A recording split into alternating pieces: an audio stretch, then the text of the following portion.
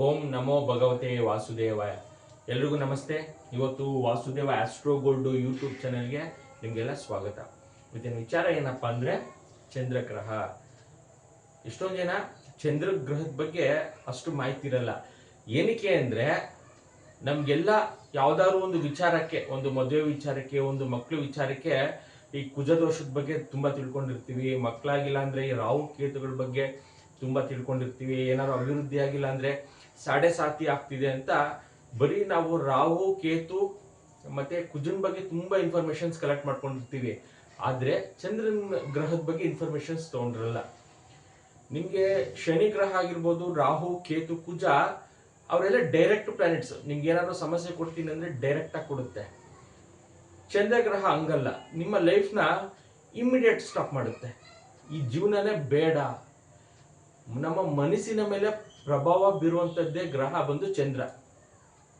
ಎಷ್ಟೋ ಜನಕ್ಕೆ ಕೋಟಿ ಇರುತ್ತೆ, ವಿಪರೀತ ಆಸ್ತಿ ಇರುತ್ತೆ, ನೆಮ್ಮದಿ ಇರಲ್ಲ. ಈ ಸುಮಾರು ಜನ ನೀವು ಕೇಳಿರ್ತಾರೆ, ಅವ್ನಿಗೆಲ್ಲಾನು ಇದೆ ಬಟ್ ನೆಮ್ಮದಿ ಇರಲ್ಲ ಅಂತಿರ್ತಾರೆ. ಅಂಥವ್ರಿಗೆ ಜಾತಕದಲ್ಲಿ ಚಂದ್ರ ಚೆನ್ನಾಗಿದ್ರೆ, ಉಚ್ಚವಾಗಿದ್ರೆ, ಕೇಂದ್ರ ತ್ರಿಕೋಣದಲ್ಲಿದ್ರೆ ಅವ್ರ ಜಾತಕ ತುಂಬಾನೇ ಚೆನ್ನಾಗಿರ್ತಾರೆ. ಮತ್ತೆ ಅವರ ವ್ಯಕ್ತಿತ್ವ ಮತ್ತೆ ಅವರು ಪ್ರತಿ ದಿವಸನೂ ನೆಮ್ಮದಿ, ಖುಷಿ, ಶಾಂತಿಯಿಂದ ಇರೋರು ಚಂದ್ರಗ್ರಹ ಪ್ರಮುಖ ಪಾತ್ರ ವಹಿಸುತ್ತೆ. ನಾವೆಲ್ಲ ಚಿಕ್ಕ ವಯಸ್ಸಿಂದನೂ ಚಂದ್ರಗ್ರಹ ನೋಡ್ಕೊಂಡು ಬೆಳೆದಿರ್ತೀವಿ. ಊಟ ಮಾಡುವಂತ ಟೈಮಿಂಗ್ಸ್ ಅಲ್ಲಿ ಚಂದ್ರ ನೋಡು ಅಂತ ಮಕ್ಕಳಿಗೆ ನಾವು ಅದ್ರದ್ದು ಒಂದು ಒಳ್ಳೆ ಕಾನ್ಸೆಪ್ಟೇ ತಲೆಗೆ ತುಂಬಿರ್ತೀವಿ. ಸೊ ಅದಕ್ಕೆ ನಾವು ಯಾವತ್ತೂ ಚಂದ್ರ ಎಷ್ಟು ನೆಗೆಟಿವ್ ಆಗಿ ವರ್ಕ್ ಮಾಡುತ್ತೆ ಅನ್ನೋದು ನಮ್ಗೆ ಗೊತ್ತೇ ಇರಲ್ಲ. ಒಂದು ಸಲ ನಮ್ಮ ಜಾತಕದಲ್ಲಿ ಇವತ್ತು ನಾನು ತಿಳಿಸ್ಕೊಡ್ತಾ ಹೋಗ್ತೀನಿ. ಚಂದ್ರ ಎಲ್ಲಿದ್ರೆ ನಾವು ಸಡನ್ ಡಿಪ್ರೆಷನ್ಗೆ ಆಗ್ತೀವಿ, ಸಡನ್ ಲಾಸಸ್ ಆಗುತ್ತೆ, ಮತ್ತೆ ಈ ಲೈಫೇ ಬೇಡ. ಎಷ್ಟೊಂದು ಜನ ಎಲ್ಲೋ ಹೋಗ್ತಿರ್ತಾರೆ ರೋಡಲ್ಲಿ, ಇಮಿಡಿಯೇಟ್ ಆಗಿ ನೀರಲ್ಲಿ ಬಿದ್ದೋಗ್ತಾರೆ. ಅವ್ರು ಏನು ಇಷ್ಟಿನೂ ಬರ್ದಿಟ್ಟಿರಲ್ಲ, ನಾನು ಯಾಕೆ ಇವತ್ತು ಸಾಯ್ತಾ ಇದ್ದೀನಿ ಅನ್ನೋದು ಬರ್ದಿಟ್ಟಿರಲ್ಲ. ಮತ್ತೆ ಎಷ್ಟೊಂದು ಜನ ಸಣ್ಣ ಪುಟ್ಟ ವಿಚಾರಕ್ಕೆ ಸೂಸೈಡ್ ಮಾಡ್ಕೊಳ್ತಾರೆ. ಕೆಲವೊಬ್ರು ಅಡಿಕ್ಷನ್ಸ್ ಆಗಿ ಸೂಸೈಡ್ ಮಾಡ್ಕೊಳ್ತಾರೆ. ಮನೇಲಿ ಒಂದು ಸಣ್ಣ ಪುಟ್ಟ ಕಲಹ ಆಯ್ತು ಅನ್ನೋದು ಇಮಿಡಿಯೇಟ್ ಸೂಸೈಡ್ ಮಾಡ್ಕೊಳ್ಳುವಂಥದ್ದು. ಯಾರ ಜಾತಕದಲ್ಲಿ ಚಂದ್ರ ಬಲವಾಗಿಲ್ಲ ಅವ್ರಿಗೆ ನೀವು ಸಾವಿರ ಎಷ್ಟು ಕೋಟಿ ಕೊಟ್ಟರು ಅವ್ರಿಗೆ ಏನಾದ್ರೂ ಒಂದು ಕೊರತೆಯಲ್ಲೇ ಇರ್ತಾರೆ.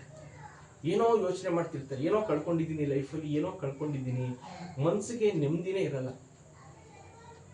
ನಾವು ಯಾವ್ದಾದ್ರು ಒಂದು ಒಳ್ಳೆ ವಿಚಾರ ಇನ್ನೊಬ್ರಿಗೆ ನಾವು ಯಾವ್ದಾದ್ರು ಒಂದು ರಿಕ್ವೆಸ್ಟ್ ಮಾಡ್ಬೇಕಾದ್ರೆ ಸ್ವಲ್ಪ ದೊಡ್ಡ ಮನಸ್ಸು ಮಾಡು ಅಂತ ಹೇಳ್ತೀವಿ, ನೀನ್ ತಲೆ ಉಪಯೋಗಿಸು ಅಂತ ಹೇಳಲ್ಲ.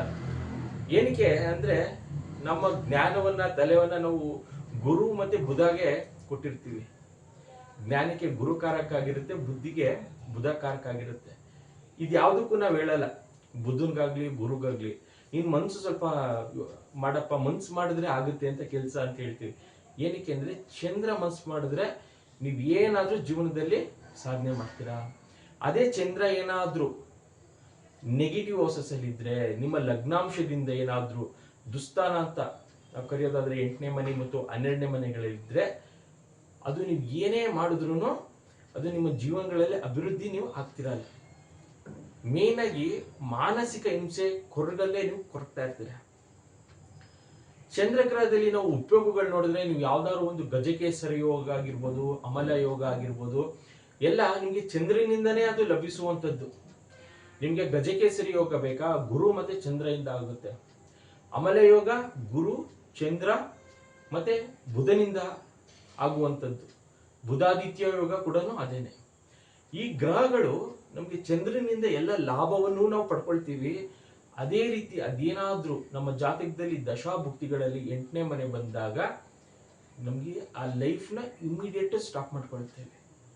ಸಾಕು, ನಮ್ಗೆ ಈ ಲೈಫೇ ಬೇಡ, ಇಂಥವ್ರ ಸವಾಸನೆ ನಮ್ಗೆ ಬೇಡ ಅನ್ನೋದು ಒಂದು ವಿಚಾರ. ಆದ್ರೆ ಈ ಲೈಫೇ ಬೇಡ ಅನ್ನೋದು ತುಂಬಾ ಎಕ್ಸ್ಟ್ರೀಮ್ ಆಗಿ ನಾವು ಅದರಲ್ಲಿ ಬೇಡಪ್ಪ ನಮ್ಮ ಲೈಫು, ಸೂಸೈಡ್ ಮಾಡ್ಕೊಳ್ಳೋಣ ಅನ್ನೋದು ಎಕ್ಸ್ಟ್ರೀಮ್ ಆಗಿ ನಮ್ಮ ಲೈಫ್ನ ಎಂಡ್ ಮಾಡ್ಕೊಳ್ತೀವಿ. ನೋಡಿ, ಅದರಲ್ಲಿ ಪ್ರಮುಖವಾಗಿ ನಿಮ್ಗೆ ಯಾವುದೇ ಲಗ್ನ ಆಗಿರ್ಬೋದು, ಮೇಷ ಲಗ್ನ, ವೃಷಭ ಲಗ್ನ, ಮಿಥುನ ಲಗ್ನ, ನಾವು ಯಾವುದೇ ಒಂದು ವಿಚಾರ ಜ್ಯೋತಿಷ ಶಾಸ್ತ್ರ ವಿವರಣೆ ಕೊಡ್ಬೇಕಾದ್ರೆ ಲಗ್ನದಿಂದನೇ ನೋಡ್ಬೇಕಾಗತ್ತೆ, ಚಂದ್ರನಿಂದಲ್ಲ. ಲಗ್ನದಿಂದ ಚಂದ್ರ ಏನಾದ್ರೂ ನಿಮ್ಮ ಜಾತಕಗಳಲ್ಲಿ 8ನೇ ಮನೆಯಲ್ಲಿದ್ರೆ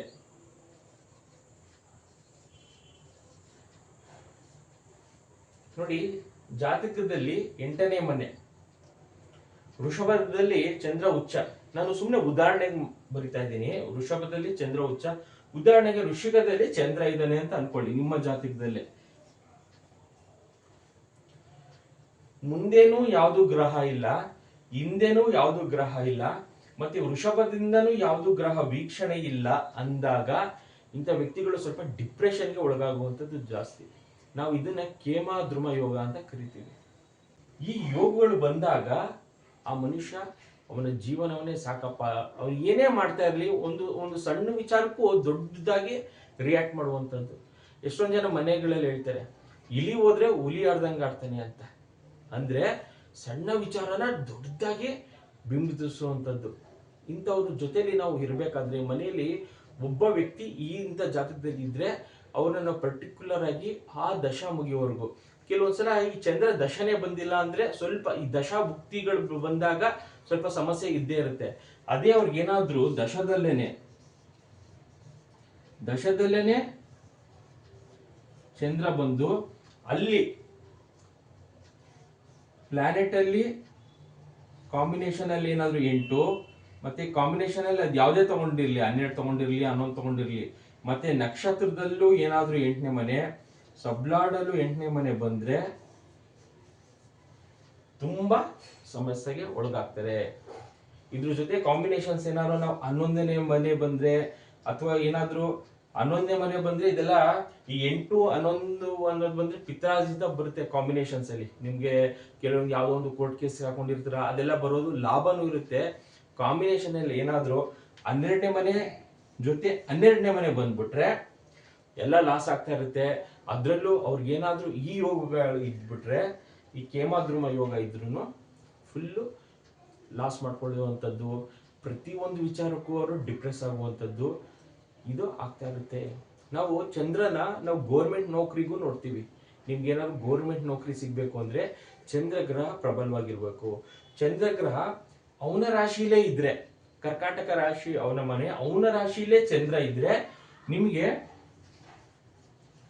50% ಗೌರ್ಮೆಂಟ್ ಜಾಬ್ ಅಂತ ಹೇಳ್ತೀವಿ. ಅಥವಾ ಸಿಂಹ ರಾಶಿಯಲ್ಲಿ ಏನಾದ್ರೂ ಇದ್ರೆ 50%. ನಮ್ಮ ಜಾತಕದಲ್ಲಿ ಒಂದು 5-6 ವಿಶ್ಲೇಷಣವಾಗಿ ಚೆಕ್ ಮಾಡ್ತಾ ಹೋಗ್ಬೇಕಾಗುತ್ತೆ. ಇದು ಸುಮ್ಮನೆ ಮೇಲ್ನೋಟಕ್ಕೆ ನೀವು ಡೇ ಟು ಟೈಮಿಂಗ್ಸ್ ಪ್ಲೇಸ್ ಆಗ್ತ ತಕ್ಷಣನೇ ಚಂದ್ರ ಏನಾದ್ರು ಕರ್ಕಾಟಕ ರಾಶಿಯಲ್ಲಿ ಚಂದ್ರ ಇದ್ರೆ, ಅಥವಾ ಸಿಂಹ ರಾಶಿಯಲ್ಲಿ ಏನಾದ್ರು ಚಂದ್ರ ಇದ್ರೆ ನಿಮ್ಗೊಂದು 50% ಗೌರ್ಮೆಂಟ್ ನೌಕರಿ ಸಿಗೋ ಚಾನ್ಸಸ್ ಇದೆ. ಅಥವಾ ಯಾವ್ದಾದ್ರು ಅಂಡರ್ಟೇಕಿಂಗ್ ಗೌರ್ಮೆಂಟ್ ಜಾಬ್ ಮಾಡ್ತಿರ್ಬೋದು, ನೀವೇನಾದ್ರು ಬಿಸ್ನೆಸ್ ಮಾಡ್ತಿದ್ರೆ ಗೌರ್ಮೆಂಟ್ ಇಂದ ಯಾವ್ದಾದ್ರು ಒಂದು ನಿಮ್ಗೆ ಅಲ್ಲಿಂದ ಯಾವ್ದಾದ್ರು ಒಂದು ಟೆಂಡರ್ ಬರೋ ಯೋಗನೂ ಕೂಡ ಇರುತ್ತೆ. ಯಾರಿಗೆ ಜಾತಕದಲ್ಲಿ ಇದ್ದಿದ್ರೆ ಕನ್ಫರ್ಮ್ ಆಗಿ ನಾವು ಕಸ್ಬಲ್ ಅಂತ ಚೆಕ್ ಮಾಡ್ತೀವಿ. ಅಲ್ಲೇನಾದ್ರೂ 6ನೇ ಮನೆಯಲ್ಲಿ ಏನಾದ್ರು ನಿಮ್ಗೆ ಗೌರ್ಮೆಂಟ್ ನೌಕರಿ, 10ನೇ ಮನೆ ಕಸ್ಬಲ್ ಏನಾದ್ರು ಚಂದ್ರ ಇದ್ರು ಕೂಡ ಗೌರ್ಮೆಂಟ್ ನೌಕರಿ ಚಾನ್ಸಸ್ ಸಿಗೋದು 100% ಕಸ್ಬಲಲ್ಲಿ ಹೋಗಿ ಚೆಕ್ ಮಾಡ್ತೀವಿ. ಮೇಲ್ನೋಟಕ್ಕೆ ಇಲ್ಲಿದ್ರು ಕೂಡ ನಿಮ್ಗೆ ಗೌರ್ಮೆಂಟ್ ನೌಕರಿ ಅಂತ ನೋಡ್ತೀವಿ. ಯೋಗಗಳು ಯಾವ ರೀತಿ ಇರುತ್ತೋ ಚಂದ್ರನಲ್ಲಿ, ಅದೇ ರೀತಿ ದುಷ್ಪರಿಣಾಮನೂ ಕೂಡ ವಿಪರೀತ ಇರುತ್ತೆ. ನಾವು ಬರೀ ಬೇರೆ ಗ್ರಹದ ಬಗ್ಗೆನೇ ನಾವು ಲೈಫ್ ಲಾಂಗ್ ಕಾನ್ಸಂಟ್ರೇಟ್ ಮಾಡಿದ್ದೀವಿ. ಕುಜ ಸರಿ ಇಲ್ಲ, ರಾಹು ಕೇತು ಆಗ್ಲೇ ಹೇಳ್ದಂಗೆ ಇವರೆಲ್ಲ ಸರಿ ಇಲ್ಲ ಅನ್ನೋದು ಕಾನ್ಸಂಟ್ರೇಟ್ ಮಾಡಿದ್ದೀವಿ. ಚಂದ್ರ ಏನಾದ್ರೂ ಜಾತಕದಲ್ಲಿ ಏನಾದ್ರೂ ಕೆಟ್ಟಿದ್ರೆ, ಅದರಲ್ಲೂ 8ನೇ ಮನೆಯಲ್ಲಿ ಇದ್ದು ಕೇಮಾದ್ರುಮ ಯೋಗ ಇದ್ರೆ ಅವ್ರು ಏನೇ ಮಾಡಿದ್ರು ಅತೃಪ್ತರು. ಅವ್ರಿಗೆ 1000 ಕೋಟಿ ಇದ್ರು ಅವ್ರು ಏನೋ ಜೀವನದಲ್ಲಿ ಕಳ್ಕೊಂಡಿದ್ದೀವಿ ಅನ್ನೋ ಫೀಲಿಂಗ್ ಅವರಲ್ಲಿ ಇರುತ್ತೆ. ಮನೆಗಳಲ್ಲಿ ಅವ್ರನ್ನ ಹುಷಾರಾಗಿ ನೋಡ್ಕೊಳ್ಳುವಂಥದ್ದು. ಯಾಕಂದ್ರೆ ಅವ್ರಿಗೆ ನೀವು ಏನೇ ಮಾಡಿದ್ರು ಅದು ಸಮಾಧಾನ ಆಗ್ತಿರಲ್ಲ. ಪ್ರತಿನಿತ್ಯನೂ ಅವ್ರಿಗೆ ಚಂದ್ರನ್ ಸಂಬಂಧಪಟ್ಟಿರುವಂಥದ್ದು ಹಾಲು ಅಥವಾ ಅಕ್ಕಿ ಸುಮಾರು ಹೊತ್ತು ದಾನ ಮಾಡಿಸ್ಲೇಬೇಕು. ಎಷ್ಟೊಂದು ಜನ ಮಾಡಲ್ಲ ಸರ್ ಅಂದ್ರೆ ಈ ಸಮಸ್ಯೆಯಿಂದ ಫೀಲ್ ಆಗ್ತಿರ್ತಾರೆ. ನಾವೀಗ ದಾನ ಏನಕ್ಕೆ ಮಾಡಿಸ್ತೀವಿ ಅಂದ್ರೆ, ಒಂದು ಸಲ ನಮ್ಮ ಗ್ರಹಗಳು ಇಲ್ಲಿ ಇದ್ದಾಗ ನಿಯೋಜಿತವಾಗಿ ನಮ್ಮ ಕರ್ಮಾನುಸಾರ, ಪೂರ್ವ ಪುಣ್ಯ ಕರ್ಮಾನುಸಾರ ಬಂದು ಕೂತ್ಕೊಂಡ್ರೆ ನಾವು ಅದನ್ನ ಏನೂ ಚೇಂಜ್ ಮಾಡೋಕ್ಕಾಗಲ್ಲ. ಅಟ್ಲೀಸ್ಟ್ ಈ ದಾನದಿಂದ ಆದ್ರೂ ನಿಮ್ಗೆ ಒಂದು ದೊಡ್ಡ ಸಮಸ್ಯೆ ಆಗುವಂಥದ್ದು ಒಂದು ಸಣ್ಣದ್ರಲ್ಲಿ ಆಗ್ಲಪ್ಪ ಅನ್ನೋದು ದಾನ. ಏನ್ ಸರ್ ದಾನ ಮಾಡ್ಬಿಟ್ರೆ ಹಂಗಾರೆ ಅವನ ಹಣೆ ಬರನ ಚೇಂಜ್ ಮಾಡ್ಬೋದ ಅನ್ನೋದು ಕೇಳ್ತಾರೆ. ಖಂಡಿತ ಇಲ್ಲ. ನಿನ್ನ ಹಣೆ ಬರನ ನೀವು ಅನುಭವಿಸ್ಲೇಬೇಕಾಗುತ್ತೆ. ದೊಡ್ಡದಾಗುವಂತ ಪ್ರಮಾಣನ ಕಡಿಮೆಯಲ್ಲಿ ಭಗವಂತ ಮಾಡ್ತಾನೆ. ಇದಕ್ಕೆ ಪ್ಯಾರಲಲ್ ಆಗಿ ನೀವು ಯಾವ ರೀತಿ ದಾನ ಮಾಡ್ತೀರಾ ಅದೇ ರೀತಿ ಜಾತಕದಲ್ಲಿ ಉಚ್ಚ ಗ್ರಹಗಳು ಅಂತ ನೋಡ್ತೀವಿ. ಆ ಉಚ್ಚ ಗ್ರಹಗಳಿಗಿನ್ನ ಜಾತಕದಲ್ಲಿ 9 ಗ್ರಹಗಳಲ್ಲಿ ಯಾವ ಗ್ರಹ 2ನೇ ಮನೆ, 7ನೇ ಮನೆ, 11ನೇ ಮನೆ ಇದೆ, ಆ ಗ್ರಹಗಳಿಗೆ ಸಂಬಂಧಪಟ್ಟಿರುವಂತದ್ದು ನೀವು ಉಂಗ್ರ ರುದ್ರಾಕ್ಷಿ ಮಂತ್ರ ಪಠನೆ ಮಾಡ್ಬೇಕಾಗತ್ತೆ. ಈಗ ಜಾತಕದಲ್ಲಿ ಚಂದ್ರ ಆಗ್ಲೇ ಹೇಳ್ದಂಗೆ 8ನೇ ಮನೇಲಿದೆ, ಕೇಮಾಧುಮ ಯೋಗ ಇದೆ ಅಂತ ನಾವು ಅನ್ಕೊಳ್ಳೋಣ, ದಶನೇ ನಡೀತಾ ಇದೆ. ಯಾವುದೇ ಒಂದು ಅವರ ಜಾತಕದಲ್ಲಿ ಶನಿ ಗ್ರಹ 11ನೇ ಮನೇಲಿ ಇರ್ಬೋದು, 2ನೇ ಮನೇಲಿ ಇರ್ಬೋದು, ಅಥವಾ 7ನೇ ಮನೆಯಲ್ಲಿ ಇರ್ಬೋದು, ಶನಿ ಗ್ರಹಕ್ಕೆ ಅತಿ ಹೆಚ್ಚು ಮಂತ್ರ ಪಠನೆ ಮಾಡ್ಬೋದು. ಇದು ಒಂದು ಸೀಕ್ರೆಟ್. ಇಲ್ಲಿ ಕೆಲವೊಬ್ರು ಏನ್ ಮಿಸ್ಅಂಡರ್ಸ್ಟ್ಯಾಂಡಿಂಗ್ ಮಾಡ್ಕೊಳ್ತಾರೆ ಅಂದ್ರೆ, ಯಾರಿಗೆ ಚಂದ್ರನಿಂದ ಸಮಸ್ಯೆ ಇದೆ ಈ ಗ್ರಹಕ್ಕೆ ಸಂಬಂಧಪಟ್ಟಿರೋದೇ ಉಂಗ್ರ ಅಂದ್ರೆ ಮುತ್ತಾಕ್ಸೋದು, 2 ಮುಖ ರುದ್ರಾಕ್ಷಿ ಹಾಕ್ಸುವಂಥದ್ದು, ಯಾವ ಗ್ರಹ ಸಮಸ್ಯೆ ಕೊಡ್ತಾ ಇದೆ ಅದಕ್ಕೆ ಅವರು ರೆಮಿಡಿ ಕೊಡ್ತಾರೆ. ಇದು 100% ತಪ್ಪಾಗುತ್ತೆ. ಏನಾಗುತ್ತೆ ಅಂದ್ರೆ ನಿಮ್ಗಿರುವಂತ ಸಮಸ್ಯೆ ಇನ್ನ ಜಾಸ್ತಿ ಆಗ್ತಾ ನಿಮ್ಗಿರುವಂತ ಸಮಸ್ಯೆ ಜಾಸ್ತಿ ಆಗ್ತಾ ಹೋಗುತ್ತೆ ಹೊರತು ಕಡಿಮೆ ಆಗಲ್ಲ. ಇದು ಟೆಕ್ನಿಕ್ ಯಾರಿಗೂ ಸುಮಾರು ಜನಕ್ಕೆ ಗೊತ್ತಿರೋಂಥದ್ದಲ್ಲ.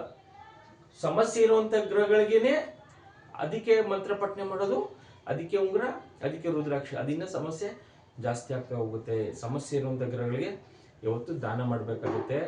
ಪಾಸಿಟಿವ್ ಗ್ರಹ ಇದೆ ಅದು ನಾವು ಡಿಗ್ರಿ ವೈಸ್ ಅಲ್ಲಿ ನೋಡ್ಕೊಂಡ್ರೆ ತುಂಬಾ ಉತ್ತಮ.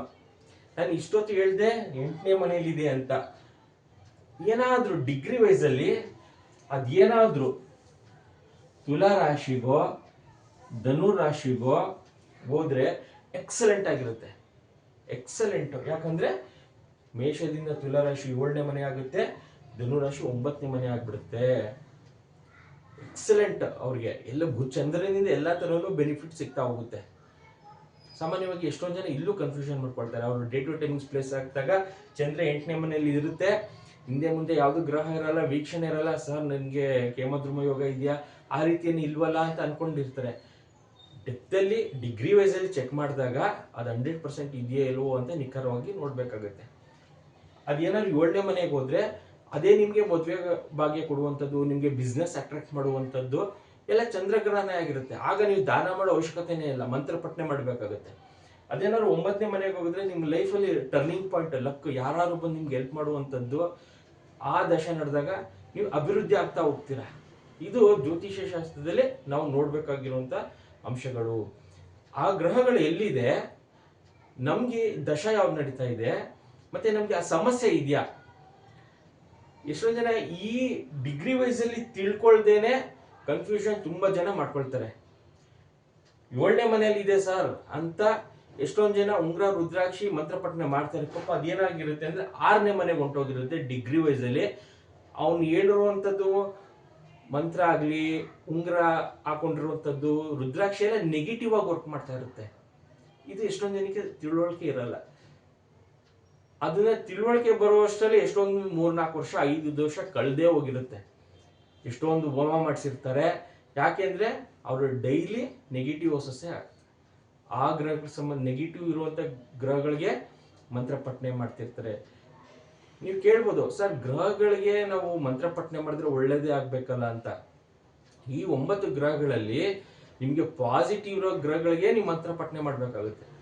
ನೆಗೆಟಿವ್ ಇರುವಂತ ಗ್ರಹಗಳಿಗೆ ದಾನ ಬಿಟ್ಟು ನೀವೇನು ಮಾಡಂಗಿಲ್ಲ ಡಿಗ್ರಿ ವೈಸ್ ಅಲ್ಲಿ. ಇದನ್ನು ತಿಳ್ಕೊಳ್ಳಿ. ಅದು ಏನಾದ್ರು ಸ್ಕಿಪ್ ಆಗಿದ್ರೆ ಹಿಂದಿಲ್ ಮನೆ ಮುಂದಿಲ್ ಮನೆ ಅದು ನೀವು ನೋಡ್ಕೊಂಡು ಮಂತ್ರ ಪಠನೆ ಉಂಗ್ರ ರುದ್ರಾಕ್ಷಿ ಮಾಡ್ಕೊಳ್ಬೇಕಾಗುತ್ತೆ. ನೀವು ಯಾವ ಅಧಿಪತಿಗಳಿಗೆ ನೀವು ಯಾರು ಪೂಜೆ ಮಾಡ್ಕೊಳ್ಳಿ. ಕೇತು ಅಧಿಪತಿ ಬಂದು ನಿಮ್ಗೆ ಗಣಪತಿ ಇರುತ್ತೆ, ಎಷ್ಟಾದ್ರೂ ಪೂಜೆ ಮಾಡ್ಕೊಳ್ಳಿ. ನಿಮ್ಗೆ ಗುರು ಅಧಿಪತಿ ಬಂದು ಬೃಹಸ್ಪತಿ, ಎಷ್ಟಾದ್ರೂ ಪೂಜೆ ಮಾಡ್ಕೊಳ್ಳಿ. ಬುಧನ ಅಧಿಪತಿ ಬಂದು ವಿಷ್ಣು, ಎಷ್ಟಾದ್ರೂ ಪೂಜೆ ಮಾಡಿ, ಅದರಲ್ಲೇನು ಸಮಸ್ಯೆ ಇಲ್ಲ. ಬಟ್ ಗ್ರಹಗಳಿಗೆ ಸಂಬಂಧಪಟ್ಟಿರುವಂತ ವಿಚಾರವಾಗಿ ನೀವು ದಾನ ಮತ್ತೆ ಮಂತ್ರ ಪಠನೆ ನೆಗೆಟಿವ್ ಹೊಸ ಪಾಸಿಟಿವ್ ಹೊಸ ಅದನ್ನಂತೂ ನೀವು ನಿಖರವಾಗಿ ತಿಳ್ಕೊಂಡೇ ಮಾಡಬೇಕು. ಇಲ್ಲದೆ ಹೋದ್ರೆ ನಿಮ್ಗೆ ಅದು ನೆಗೆಟಿವ್ ಆಗೋದೇ ವರ್ಕ್ ಆಗ್ತಾ ಇರುತ್ತೆ. ಎಷ್ಟೊಂದು ಸುಮ್ಮನೆ ಯಾವುದೋ ಒಂದು ಸ್ಟೋನ್ ಹಾಕೊಳ್ಳುವಂಥದ್ದು, ಅವ್ರ ಜಾತಕದಲ್ಲಿ ಬುಧ ನೆಗೆಟಿವ್ ಆಗಿರುತ್ತೆ ಆದ್ರೂ ಪಚ್ಚೆ ಹಾಕೊಂಡಿರ್ತಾರೆ. ಏನಕ್ಕೆ ಅಂದ್ರೆ ಇದು ನಮ್ಮ ಮುಂಚೆಯಿಂದನೂ ಹಾಕೊಂಡಿರ್ತೀವಿ ಸರ್, ಈಗಲೂ ಕಂಟಿನ್ಯೂ ಮಾಡಿದೀವಿ, ಇಷ್ಟೊಂದು ವರ್ಷದಿಂದ ಹಾಕೊಂಡಿದ್ದೀನಿ, ಏನು ಇಂಪ್ರೂವ್ಮೆಂಟ್ಸ್ ಇಲ್ಲ ಅಂದ್ರೆ ಆಗಲ್ಲ. ಯಾಕಂದ್ರೆ ನೆಗೆಟಿವ್ ಹೊಸಸ್ಗೆ ನೀವು ಯಾವಾಗ ರೆಮಿಡೀಸ್ ಅದೇ ಮಾಡ್ಕೊಂಡಿರ್ತೀರ, ನಿಮ್ಗೆ ಅದು ಯಾವಾಗಲೂ ನೆಗೆಟಿವ್ ಆಗಿ ವರ್ಕ್ ಮಾಡ್ತಾ ಇರುತ್ತೆ. ಇದಿಷ್ಟು ಚಂದ್ರಗ್ರಹಣ ವಿಚಾರ. ನಾವು ಎಲ್ಲಾನು ತಿಳ್ಕೊಳ್ತೀವಿ. ಮದುವೆ ವಿಚಾರಕ್ಕೆ ಬಂದಾಗ ಕುಜನ ವಿಚಾರವಾಗಿ ಕುಜ ದೋಷ ಇದೆಯಂತೆ, ಅಲ್ಲೋಗಿ ಪೂಜೆ ಮಾಡಿಸ್ದೆ. ರಾಹು ಕೇತು ಇದೆ, ಎಲ್ಲಾ ದೇವಸ್ಥಾನಕ್ಕೆ ಹೋಗಿ ಬಂದೆ. ಮತ್ತೆ ಸಾಡೆ ಸಾತಿ ನಡೀತಾ ಇದೆ. ಬಟ್ ಚಂದ್ರನ ಬಗ್ಗೆ ಯಾರು ಕೇಳ್ಕೊಳ್ಳಲ್ಲ. ಚಂದ್ರ ಇನ್ಸ್ಟೆಂಟ್ ಅಲ್ಲೇ ಸ್ಪಾಟಲ್ಲಿ ನಿಮಗೆ ಡಿಸಿಷನ್ ಕೊಡ್ತಾನೆ. ನನಗೆ ಲೈಫೇ ಬೇಡ ಅನ್ನಿಸ್ಬಿಡುತ್ತೆ. ಅದನ್ನ ಪಾಸಿಟಿವ್ ಮಾಡ್ಕೊಳ್ಳೋವಂಥಕ್ಕೆ ಬೇರೆ ಗ್ರಹಗಳಿಗೆ ನೀವು ಮೊರೆ ಹೋಗ್ಬೇಕಾಗುತ್ತೆ. ಆ ಗ್ರಹಗಳಿಗೆ ನೀವು ಮಂತ್ರ ಪಠನೆ ಮಾಡಿದ್ರೆ ಈ ಗ್ರಹ ನ್ಯೂಟ್ರಲ್ ಆಗಿ ಇರುತ್ತೆ. ಇದನ್ನ ಒಂದು ಸಿಂಪಲ್ ಟ್ರಿಕ್ ನೀವು ಮಾಡ್ಕೊಳ್ಳಿ. ನಿಮ್ಮ ಜಾತಕದಲ್ಲಿ ಏನಾದ್ರು ಚಂದ್ರ ವೀಕ್ ಆಗಿದ್ರೆ ಸ್ವಲ್ಪ ದಾನ, ಅತಿ ಹೆಚ್ಚು ಮಂತ್ರ ಪಠನೆ ನಿಮ್ಮ ಜಾತಕದಲ್ಲಿ ಯಾವ ಗ್ರಹ ಸ್ಟ್ರಾಂಗ್ ಆಗಿದೆ ಅದಕ್ಕೆ ಮಾಡ್ಕೊಳ್ಳಿ. ಇದಿಷ್ಟು ಚಂದ್ರಗ್ರಹ ವಿಚಾರ. ಯಾರು Vasudeva Astro Gold YouTube channel subscribe ಮಾಡ್ಕೊಂಡಿರಿ ಇವತ್ತೇ ಮಾಡ್ಕೊಳ್ಳಿ. ನಾನು ಹಾಕುವಂಥ ವೀಡಿಯೋಸ್ ನಿಮಗೆ ರೀಚ್ ಆಗುತ್ತೆ. ಮತ್ತು ನನ್ನ ಈ ಚಾನಲಲ್ಲಿ ಯಾವುದೇ ರೀತಿಯ ದೋಷ ಆಗಲಿ ಕಾಟ ಆಗಲಿ ಅಲ್ಲೋಗಿ ಪೂಜೆ ಮಾಡಿ ಇಷ್ಟು ಸಾವಿರ ಕೊಡಿ ಅಂತೆಲ್ಲ ಹೇಳಲ್ಲ. ಜ್ಯೋತಿಷ್ಯ ಶಾಸ್ತ್ರಕ್ಕೆ ಏನು ಇನ್ಫಾರ್ಮೇಷನ್ ಬೇಕೋ ಅಷ್ಟು ಅಪ್ಲೋಡ್ ಮಾಡ್ತಾ ಇರ್ತೀನಿ. ನಿಮಗಿದು ಫ್ಯೂಚರಲ್ಲಿ ಹೆಲ್ಪ್ ಆಗ್ತಾ ಹೋಗುತ್ತೆ. Thank you.